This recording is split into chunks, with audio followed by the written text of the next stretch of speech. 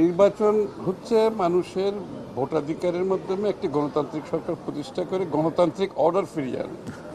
এটা একটা clear cut হচ্ছে জনগণের ম্যান্ডেট, জনগণের মালিকানার বিষয়। আর সংস্কার হচ্ছে যেটা কারেক্টলি বলেছে, সংস্কার হচ্ছে চলমান প্রক্রিয়া। নির্বাচনের পরেও আরও বহু সংস্কার হতে থাকবে, আগামী বছরগুলোতেও সংস্কার হতে থাকবে। তারপরেও যেই বিষয়ে ঐক্যমত হয়েছে সংস্কারের বিষয়ে, সেটা জাতির সামনে প্রকাশ করলেই তো হয়ে যায়। প্রকাশ করে আপনি ভোটের দিনক্ষণ ডিক্লেয়ার করতে অসুবিধাটা কোথায়?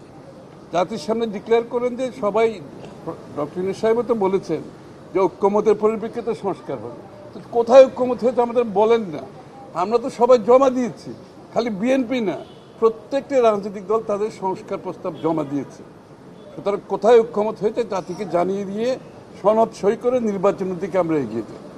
পরিষ্কার কথা, আরে ভোটের জন্য তো নির্বাচন হয়। অবশ্যই ভোটের মাধ্যমে তো ক্ষমতায় যাবে। এটা কি যারা গণতন্ত্রে বিশ্বাস করে তারা তো এটাই মনে করবে, তাই না? ভোট হবে, ক্ষমতায় যাবে, জনগণের নির্বাচিত সদস্যরাই নির্বাচিত হয়ে সংসদে যাবে, ক্ষমতায় যাবে। এটাই তো গণতন্ত্র। এটা বুঝতে অসুবিধা হওয়ার কোনো কারণ তো নেই। ডিসেম্বরের মধ্যে নির্বাচনের জন্য সমস্ত সবাই উদ্গ্রীব, ভোট দেওয়ার জন্য প্রস্তুত। অন্য কোনো কারণে নেই।